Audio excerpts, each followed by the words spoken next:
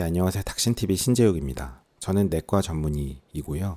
제가 오늘 말씀드릴 주제는 대학병원에서 수술을 하려고 날짜를 잡으면 갑자기 이과 저과 외래를 막 보라고 하고 이거저거 검사를 막 하라고 이렇게 쉽게 얘기하면 뺑뺑이 돌리는 경우가 있습니다. 뺑뺑이란 용어가 적절하진 않은데 환자분이 느끼실 때는 뺑뺑이라고 느끼실 수 있는데요. 그게 뺑뺑이를 돌리니까 환자분들이 막 화가 나요. 이 수술 한번 하려고 했더니 난데없이 왜 이과 저과를 뺑뺑이 돌리냐? 이러면서 이제 외래에 들어와서 굉장히 불만에 가득 찬 표정을 지으시는 분들이 계신데요.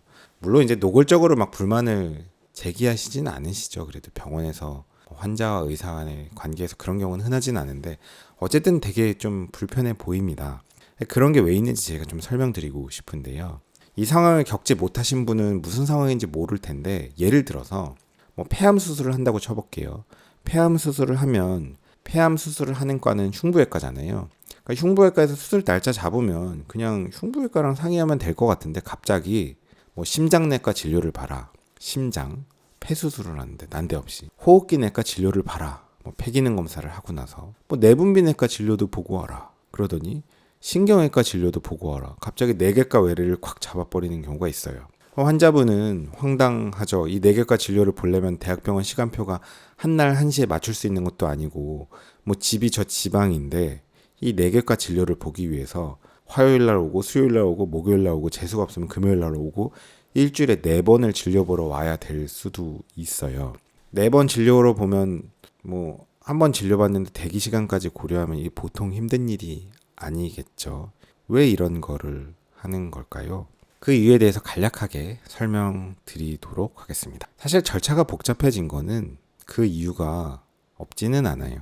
흔한 일은 아니지만 대학병원에선 수술을 수도 없이 일상적으로 하다 보니까 큰 병원 같은 경우는 셀 수 없이 많은 수술방에서 하루에도 셀 수 없이 많은 수술과 전신마취 이런 것들이 이루어집니다. 이렇게 일상적으로 수술을 하다 보면 가끔 사고가 나죠. 수술을 마치고 나왔는데 뭔가 이런저런 문제가 생겨. 뭐 출혈이 잘 안 멈춰. 그럴 수 있죠. 수술하고 나서. 출혈이 잘 안 멈춰서 뭐 재수술을 하고 수혈도 많이 들어가고 했는데 갑자기 막 심장이 버티지를 못해서 심부전이 오고 폐에 물이 차고 인공호흡기 꼽아놓은 거를 빼지를 못하고 중환자실에서 막 사경을 헤매다가 막 폐혈성 쇼크, 저혈량성 쇼크 이런 게 왔는데 심근경색까지 같이 와갖고 뭐 심폐소생술하다 돌아가셨다. 이러면은 받아들이실 수 있을까요? 사실 이런 의학적인 이런 스토리들이 진행이 되면은 의사들 입장에서는 그럴 수도 있지, 뭐 그럴 수 있는 일이지라는 생각을 할 수 있거든요. 왜냐면 모든 수술은 어느 정도 위험도가 있는 거고 전신마취도 굉장히 위험도가 있는 일들이고 그런 거를 너무 안전하게 잘 해와서 그런 거지 수도 없이 많이 하다 보면 이런저런 기저질환이 있는 분들, 좀 취약한 분들이 문제 생길 소지들은 있거든요. 아무리 매니지, 처치를 잘 해도 심장이 좀 약하면 그렇게 안 좋은 상황에서 맥박이 빨라지고 혈압이 높아지고 출혈이 많아서 수혈도 많이 들어가고 하다 보면 심장에 무리가 가거든. 무리가 가면 평소에는 괜찮은데 심근경색이 올 수 있고 그러다가 심부전에 빠져서 폐에 물이 차고 등등등 심정지까지 오고 이런 일련의 사건들이 의학적으로는 그게 뭐 진짜 재수가 없으려면 그럴 수도 있겠거니 싶지만 그거를 처한 당사자는 받아들이기 어렵겠죠. 더 건강해지고 수술을 받으러 갔는데 갑자기 중환자실에서 사경을 헤매다가 돌아가셨다. 받아들이기 어렵잖아요. 그런 일들을 줄이기 위해서 가능성이 많지는 않지만 이제 100명 중에 1명 걸러내고 200명 중에 1명 걸러내려고 수술하기 전에 수술 위험도 평가라는 걸 굉장히 철저하게 합니다. 제가 느낄 때는 조금 불필요하게 철저하게 하긴 하는데 이게 예를 들면 약간 센시티비티를 되게 높게 잡은 거죠. 그러니까 한 명이라도 놓치지 않기 위해서 조금이라도 이상하면 다 좀 예민하게 민감하게 수술 전 평가를 하게 됩니다. 그러다 보니까 어떤 분들은 일반인이 생각하기에도 이거 굳이 이럴 필요가 있나 싶을 정도로 절차가 복잡하고 많은 외래를 봐야 되고 이런저런 검사를 해야 되는 경우들이 생기죠. 그래서 불만이 있으신데요. 저는 뭐 어떻게 하다 보니까 지금 대학병원에서 일을 하고 있고 비밀이긴 한데 모 분과 심장 관련된 진료를 하는 과에서 일을 하고 있어서 수술 전에 심장 관련된 수술 전 위험도 평가 이런 진료를 굉장히 많이 보는데요. 제가 주로 생각하는 몇 가지 포인트들을 좀 말씀드릴게요. 일단은 수술이 작은 수술이다 그러면 대부분은 별로 위험하지는 않습니다. 심지어는 이제 안과에서 뭐 쌍꺼풀 수술을 하면서 수면 마취로 그런 것도 이제 심장내과에 수술 전 평가를 하는 경우가 있어요. 뭐 심전도가 조금 이상하다, 혹은 뭐 고혈압, 당뇨, 고지혈증, 내과적인 병력이 있고 나이가 많아서 수면 마취하기 전에 좀 확인해 봐야겠다, 뭐 이런 경우가 있는데, 뭐 심장을 보는 과에서는 어떤 혈력학적인 변화 이런 게 중요하기 때문에 이제 쌍꺼풀 같은 이런 수술이나 뭐 단순 탈장 수술, 혹은 뭐 피부과에서 하는 이런 처치들, 뭐 이런 굉장히 마이너한 것들은 혈력학적인 변화가 거의 없기 때문에 거의 위험하지 않습니다. 그냥 별 일이 거의 생기지 않아요. 그런데 이제 조금 위험한 수술을 갈수록 더 위험해집니다. 당연한 얘기인데, 보통 이제 심장에 가까워질수록 위험한 수술로 보고요. 출혈이 좀 많을수록, 그리고 심장이랑 좀 혈력학적으로 붙어있는 기관일수록 위험하게 봅니다. 예를 들어서 뭐 대동맥 관련된 수술이나 심장 판막 수술, 심장 수술 이런 거는 이제 굉장히 메이저 OP, 굉장히 위험한 수술로 봅니다. 그리고 폐 같은 경우도, 폐도 심장이랑 붙어있기 때문에 크고 위험한 수술로 봅니다. 이런 수술들의 경우는 기저질환이 없고 건강한 사람이어도 굉장히 보수적으로 검사를 하고 수술 전 위험도 평가를 합니다. 기저질환이 없고 나이가 젊고 건강한 사람도 보통 이렇게 완전히 메이저 OP를 할 때는 수술 전 평가를 굉장히 엄격하게 하고 이런저런 검사를 합니다. 예를 들면 이제 심장 초음파를 한다든지, 그게 뭐 아주 필수는 아니지만 국내 환경에서는 심장 초음파가 아주 비싼 검사는 아니니까 그래도 많은 거를 걸러낼 수 있고 하는 경우가 많이 있습니다. 그 외에 예를 들어서 뭐 단순 뭐 복강경으로 하는 맹장 수술, 혹은 뭐 복강경으로 하는 담낭 수술, 이런 거는 그렇게 큰 수술로 보지는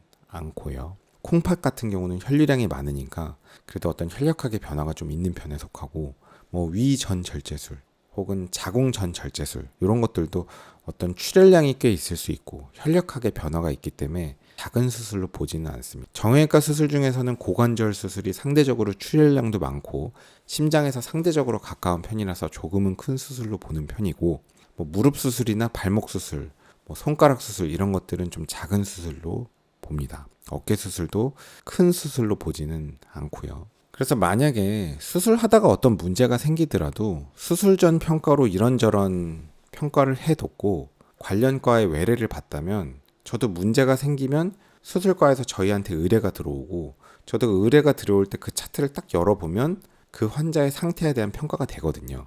한번 진료를 본 적이 있으니까. 그래서 문제가 생겼을 때 빠르게 대응을 할 수 있다라는 거고요. 어떤 검사만으로도 알 수가 없고 환자분들을 직접 만나봐서, 뭐 그러니까 속된 말로 얘기하면 일종의 좀 때깔을 보는 게 그 환자분이 수술을 할 때 얼마나 위험한지를 좀 평가하는 데 도움이 될 수 있습니다. 그런 측면이 있고요. 그 다음에 보호자분을 좀 한번 만나보는 데 의의가 있는데요. 보통 일반 분들은 수술에 대해서 잘 모르기 때문에 별거 아니라고 생각하는 경우가 있습니다. 좀 간과하는 경우가 있는데요.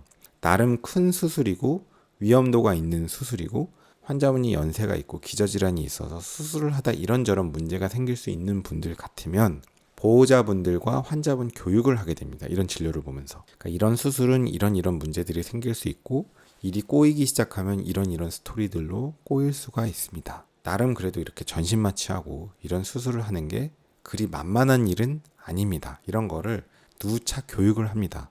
보호자분들도 외래를 전전하면서 그런 설명을 반복해서 듣고 불편한 절차를 겪으면서, 아, 이게 아무것도 아닌 건 아니구나, 그래도 좀 별일이구나 라는 생각을 좀 자각을 하게 됩니다. 그래서 저는 보호자 교육, 그 다음에 환자 본인 교육, 이렇게 마취나 수술에 대한 위험성 교육, 이런 게 가장 중요한 첫 번째 요인이라고 생각하고요. 수술을 하다 보면 출혈이 많이 생기기도 하고 수액이 많이 들어가기도 하고 심장도 심박출량이 굉장히 빨리빨리 뛰고 한 번에 세게 뛰고 하다 보면 심근경색이 올 수도 있고, 그런 심근경색에 의해서 2차적으로 심부전, 심장 기능이 나빠지는 일이 생길 수도 있어요. 그렇게 되면 인공호흡기 꼽아놓은 걸 빼지 못하고 중환자실에서 굉장히 전전하게 되는 일이 생길 수도 있어요. 그래서 그런 위험도가 높은 환자분인지 그런 거를 관련과에서 평가를 하게 되고요. 보통 심장내과에서는 아스피린 같은 혈전약을 드시는 분들이 있어요. 그런 혈전약을 드시는 분들은 과연 끊어도 되는지, 끊는다면 며칠이나 끊어야 할지, 수술 전후에 어떤 것들을 중점적으로 보고 어떤 상황에 의뢰를 해야 될지, 이런 거를 상의하기 위해서 그 과랑 진료를 미리 봅니다. 예를 들어서 심장에 스텐트를 넣는데 아스피린을 끊는 것도 뭐 보통 5일에서 7일 끊는다고 하지만 굉장히 혈관 상태가 안 좋고 위험한 사람인 경우는 출혈의 위험성이랑 혈전약을 끊었을 때의 위험성을 저울질해서 출혈의 위험성이 꽤 있더라도 혈전약을 거의 끊지 않고 수술하는 경우도 있습니다. 그냥 아스피린 먹으면서 수술하게 하는 경우도 있어요. 사실 심장에 스텐트가 들어가긴 했지만 굉장히 안정적인 상태이고 그 위치가 그리 중요한 위치가 아니라면 상대적으로 그냥 아스피린 일주일 넉넉하게 끊고 수술하는 경우도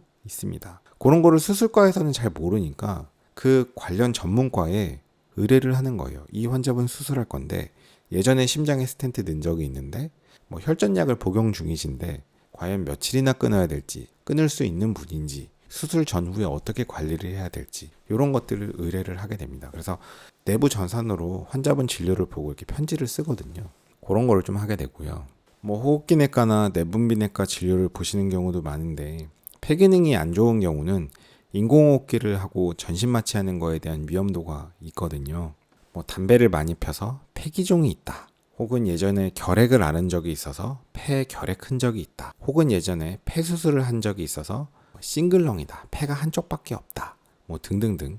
이런 분들은 마취를 하고 인공호흡기를 적용했을 때 추후에 인공호흡기를 빼는 게 굉장히 어려운 상황이 발생할 수 있기 때문에 호흡기 내과에 폐기능 검사를 하고 나서 진료를 보게 됩니다. 이분 수술할 수 있는 분인지 인공호흡기 꽂고 전신 마취해도 폐가 버텨줄 수 있는 분들인지 그런 걸 진료를 보게 되고 흔하게 당뇨 환자분들 같은 경우는 수술 전후에 뭐 금식을 하게 되니까 금식을 할 때 저혈당에 빠지지 않을지 당 조절은 어떻게 할지 그런 거를 내분비내과랑 상의를 하게 됩니다. 외래를 보면서.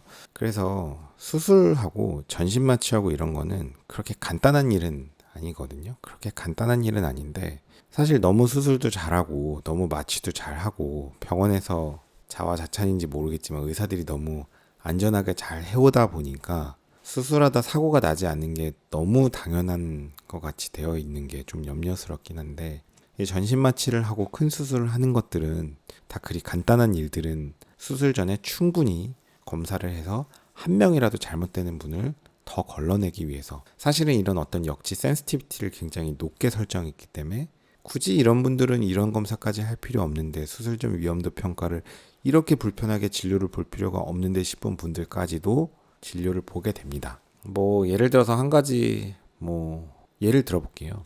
제가 비밀이긴 한데 제가 모 분과에서 일을 하고 있어요. 저는 심장 관련된 진료를 하는 과에서 일을 하고 있는데 예전에 이제 응급실에서 어떤 젊은 여자분이 흉통이 있고 숨이 차가지고 응급실로 내원을 했습니다. 젊은 여자분이에요. 출산한 지 한 몇 달밖에 안 됐는데 젊은 여자가 출산한 지 얼마 안 됐고 뭐 기저질환도 별거 없는데 숨이 차서 응급실에 오는 게 상식적인 일은 아니거든요. 그래서 심장 초음파를 응급실에서 해봤더니 대동맥 판막이 바이커스피드라고 판막이 원래 3개 있어야 되는데 2개만 있는 분들이 있고 그런 분들이 이제 판막에 좀 병이 생겨서 되게 판막이 협착이 생기는 경우가 있습니다. 대동맥 판막 협착이 이제 시비어 굉장히 높은 정도였고 그렇게 판막이 협착이 심하고 증상도 있는 정도면 갑자기 사망하실 수 있는 위험도가 굉장히 높은 분이에요. 그래가지고 자세하게 문진을 해봤습니다. 이 대동맥 판막이 굉장히 좁아져 있는데 혹시 뭐 이런 거 관련해서 얘기 들은 적 있냐? 그랬더니 어렸을 때 그런 얘기를 들은 적이 있다. 그런데 그 이후로 특별한 검사를 하지 않고 지내왔다. 이런 얘기를 하시더라고요. 그래서 제가 여쭤봤어요. 아니 몇 달 전에 아기 출산했다고 하지 않았냐? 산부인과에서 그 당시에 무슨 검사하지 않았냐? 제 말은 이제 수술 전 위험도 평가로 이런저런 검사 안 했냐? 제가 이제 그걸 물어봤는데 환자분이 그때 심장 초음파나 이런 거 안 했다 그러더라고요. 그래서 제가 아니 산부인과에다가 이런 얘기 했으면 분명히 했을 텐데 이런 얘기 안 했냐라고 했더니 당신은 별거 아니라고 생각하고 출산할 때 산부인과에다가 본인이 판막 질환이 좀 있다 그런 얘기를 한 적이 없다라고 하시더라고요.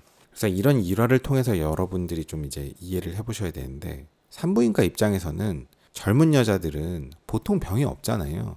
물어봤는데 별다른 병 없다고 하면 이런저런 검사를 막 할 수 없거든요. 무슨 검사를 막 이거저거 다 내고 하면은 환자분들이 생각할 때는 또 과잉 진료라고 생각하겠죠. 보통 산모들이 이제 20대, 30대, 뭐 40대라고 치면은 요 정도 나이대에 일상적인 생활을 하는 사람이 심장 초음파를 해서 문제 있는 소견이 나올 가능성은 마치 그냥 이 모래밭에서 진주를 찾는 느낌이거든요. 거의 안 나와요. 거의 다 정상이라는 거죠. 그러니까 심장 초음파를 그냥 루틴하게 일상적으로 하는 검사로 내면 이거는 되게 그냥 과잉 진료로 오인받기 딱 좋아요. 젊은 사람들한테 심장 초음파를 다 해버린다? 말이 안 되죠. 그렇지만 위험한 산모는 어떤 기저질환이 있는 사람은 그런 거 평가를 하고 수술을 해야 되거든요. 이 판막이 괜찮은지, 심장 기능은 괜찮은지, 특별한 문제 없는지. 산모가 그런 얘기를 했으면 수술 전에 그 위험도 평가를 했고 출산하는데 문제가 없는지 충분히 평가를 하고 안정된 세팅에서 출산을 했을 텐데, 만약에 별일이 없었지만 그 출산할 때 막 출혈도 많고 수혈도 많이 들어가고 맥박 빨리 튀다가 갑자기 심정지나고 심폐소생을 하고 그러다 돌아가셨을 수도 있는 거죠. 그러다 돌아가셨으면 사실 밖에서 볼 땐 그냥 건강한 산모가 출산하다 사망했고 뭐 산부인과 의사가 잘못한 것 같고 뭐 이런 식으로 될 거 아니에요.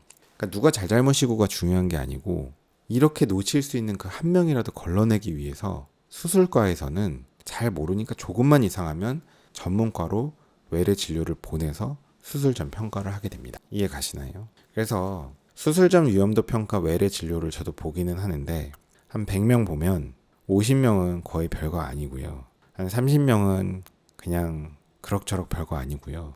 한 100명 중에 정말 의미 있게 진료를 꼭 봐야 되는 분은 사실 한 5명이 안 되는 것 같긴 합니다. 그러니까 거의 95명은 굉장히 좀 관례적인, 별로 할 말도 없고, 할 말이 없는 게 좋은 거예요. 환자분들은 건강하다는 얘기니까. 뭐 그런 상황들이 많은데요. 그래도 이런 과정이 좀 필요하긴 합니다. 어떤 분들은 자기 너무 건강한데 이거 왜 해야 되냐 이러시는 분들이 계신데, 너무 건강한 분들이 사실 더 저희는 무서워. 예를 들어서 99세 할머니가 무슨 고관절이 부러져서 고관절 수술을 한다. 뭐 수술을 하다 막 뭐 중환자실에서 못 벗어나고 막 이렇게 된다고 해도 그때는 가족들이 또 어느 정도 좀 받아들이실 수 있거든요. 이게 뭐 연세가 많으니까 쉽지 않은 수술이었거니 하면서. 근데 예를 들어서 뭐 30대, 40대, 50대 완전히 건강하게 일상생활 하는 사람이 뭐 더 건강해지고자 전신마취하고 수술하다 잘못됐다. 이러면 더 받아들이기가 어렵겠죠. 그러니까 더 젊고 더 건강한 사람일수록 사실 위험성이 있을 가능성은 좀 낮지만 의사 입장에서는 더 놓치면 안 되기 때문에 보수적으로 평가하게 됩니다. 저도 이제 그런 진료를 보는 사람 입장에서 제 입장에선 검사를 남발하면 좋거든요. 뭐 심장 혈관 CT도 찍고 초음파도 하고 트레이드밀 검사도 하고 뭔가 찜찜하면 심혈관 조영술까지 하고 검사를 다 해버리면 좋은데, 그렇게 할 수는 없죠. 수술 전에 적절한 검사를 하고 평가를 하게 됩니다. 이런 과정은 환자분들을 불편하게 하기 위함은 아니라서 오해는 없으셨으면 좋겠고요. 모두가 잘 되게 하기 위함입니다. 저도 이런 진료를 하다 보면 가끔은 굉장히 한시가 급한 무슨 암 수술을 해야 되는데, 이거 이대로 수술을 도저히 진행할 수 없다. 그래서 수술 날짜를 정지시키고 뭐 이런저런 검사를 하는 경우가 있습니다. 실제로 종종 있는 일들입니다. 뭐 대장암 수술을 해야 되는데 심장혈관이 너무 안 좋은 것 같아. 그러면 대장암 수술 중지, 그 다음에 심장혈관 평가, 그 다음에 스텐트 넣고 최소 6개월 이상은 수술 못한다 해서 수술을 6개월 미루기도 합니다. 아니 지금 암이 전이될까봐 수술 빨리 해야 되는데 무슨 갑자기 심장혈관 조영술하고 스텐트 넣는다 그러냐, 그러면서 6개월은 수술 못한다고 하냐. 보호자분들이나 환자분들도 굉장히 막 난리 치실 수 있죠. 실제로 이런 상황들이 있거든요. 있는데 물론 이제 의사 입장에서 왜 그렇게 해야 되는지 설명을 잘 드려야겠지만, 우리가 뭐 수술을 하든 시술을 하든 뭘 하든 간에 잘 살고자 하는 거잖아요. 조금 더 건강하게, 조금 더 오래 살고자 하는 거잖아요. 심장이 엄청 안 좋은데 암만 생각하고 암 수술하다 돌아가시면 그것도 받아들일 수 없잖아요. 그러니까 암 수술하는 것도 좋은데 심장 때문에 당장 못 버티게 생겼으면 심장이 더 급한 거거든요. 그럴 때는 조영술을 하고 필요하면 스텐트 넣고 암 수술을 늦추더라도, 만에 하나 암이 좀 전이 돼서 그 수술을 해야 하는 그 큐어 찬스, 치료할 수 있는 기회를 놓치더라도 종합적으로 판단해야 되는 상황이 있습니다. 스텐트를 넣고 심장을 치료해서 암이 전이 되더라도 그렇게 사는 게 더 오래 사는 거고 그나마 더 낫다라는 상황이면 그렇게 하고요. 물론 이제 보통 암 수술인 경우는 웬만해서는 이제 위험을 좀 무릅쓰고 최대한 수술이 늦춰지지 않게 진행되게끔 하려고 노력은 하죠. 저희가 뭐 방해를 하는 목적은 아니니까. 짧게 찍으려고 했는데 내용이 좀 길어졌는데 재미있게 들으셨는지 모르겠습니다. 오늘도 긴 영상 봐주셔서 감사합니다. 수고하셨습니다. 고속도로 1차로는 앞지르기 차로입니다. 계속 주행을 하시려거든 주행차로로 내려오십시오. 앞지르기 차로 계속 주행은 단속 대상입니다.